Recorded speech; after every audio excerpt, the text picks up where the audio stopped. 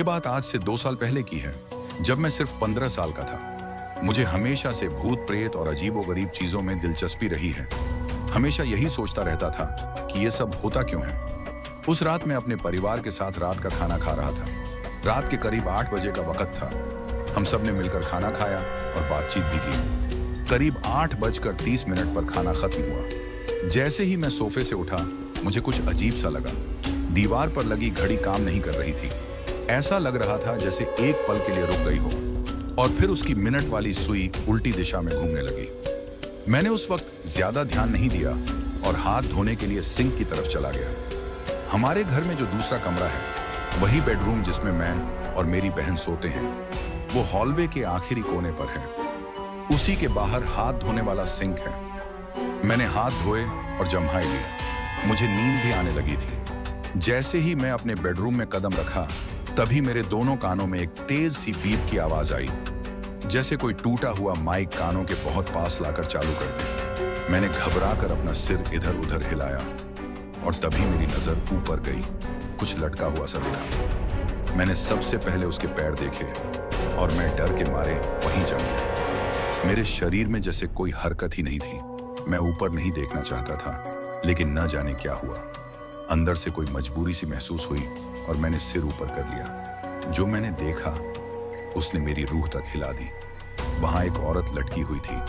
उसके पूरे काले आंखें थीं, होंठ काले लाल से, चेहरा एकदम पीला और लंबे बाल। उसने सफेद गाउन जैसा कुछ पहना हुआ था और वो हमारे पंखे से लटक रही थी, लेकिन कोई रस्सी या फंदा नहीं था। मैं पत्थर बन चुका था। न हाथ में जान थी, न पैरों में। पूरे बदन में ठंड सी लगने लगी।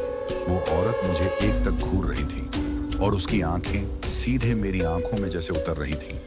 किसी तरह होश संभाला, लेकिन शरीर फिर भी हिला नहीं। मैं वहीं पास में पड़े अपने बेड पर गिर गया, रेंगते हुए चादर ओढ़ ली और अंदर घुस गया। लेकिन नजरें अब भी उसकी तरफ थीं। अब वो औरत भी थोड़ा हिली थी और अपना सिर घुमा के अब अलग एंगल से मुझे देख रही थी। उसके चेहरे पर एक अजीब सी डरावनी मुस्कान थी, जिसने मेरी रीढ़ तक कंपा दी। मैं भगवान से प्रार्थना करने लगा और आंखें बंद करके पूरी तरह चादर में छिप गया। जब अगली सुबह नींद खुली तो वो औरत गायब थी। मैंने सबको ये बात बताई, लेकिन किसी ने मेरी बात पर यकीन नहीं किया। लेकिन मुझे आज भी याद है, वो औरत पंखे के नीचे हवा में लटकी हुई थी, बिना किसी रस्सी के। वो कौन थी, क्यों आई थी और क्या चाहती थी? ये कहानी मेरी अपनी जिंदगी की है।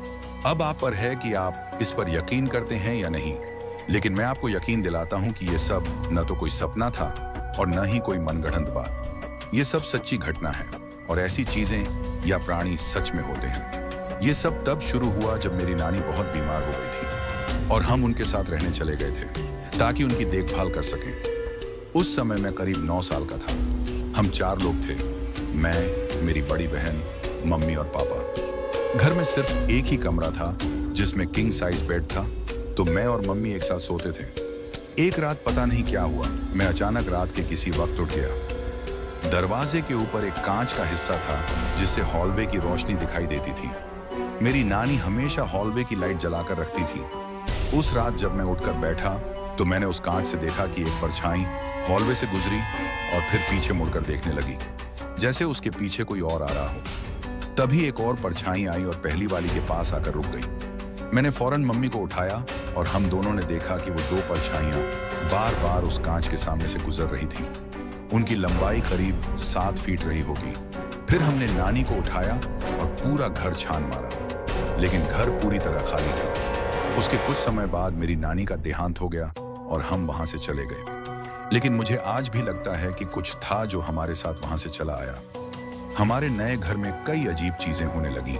सीढ़ियों पर किसी के कदमों की आवाजें, दरवाजों का अपने आप खुलना बंद होना। पर सबसे डरावनी चीज थी वो आवाज जो मेरा नाम लेकर पुकारती थी। शुरू में वो आवाज एक छोटी लड़की जैसी लगती थी। मम्मी कहती थी, नजरअंदाज कर, ये सब तेरी सोच है। शायद उन्हें लगा मैं पागल हो रहा हूँ। लेकिन एक बार जब मैं 13 साल का था, मैं घर पर अकेला था और वही आवाज मेरा नाम पुकारने लगी। धीरे धीरे वो ज्यादा तेज होती गई और फिर अचानक वो आवाज एक डरावनी, गुस्से से भरी आवाज में बदल गई, जैसे कोई दानव चिल्ला रहा हो। तभी हमारे पीछे का दरवाजा जोर से खुला और कांच पर एक हाथ का निशान बन गया। एक और घटना थी, शायद सबसे डरावनी। जब मैं एक रात अचानक उठा और देखा कि मेरे बिस्तर के ठीक सामने ग्रीन रीपर खड़ा था। हाँ, मुझे पता है ये सुनने में फिल्मी लगता है, लेकिन मैंने सच में उसे देखा। मैं और मेरी दोस्त दोनों बंक बेड के ऊपर थे और वो उसी के पास खड़ा था। उसकी लंबाई करीब 8 फीट रही होगी, पूरे काले कपड़े में ढका हुआ, और उसके नीचे से काले धुएं जैसी चीज निकल रही थी। जैसे ही उसने देखा कि मैं उसे देख रहा हूं, वो अचानक गायब हो गया। इसके बाद हम फिर शिफ्ट हो गए। कुछ और घटनाएं भी हुई, लेकिन वो तो एक अलग ही कहानी है।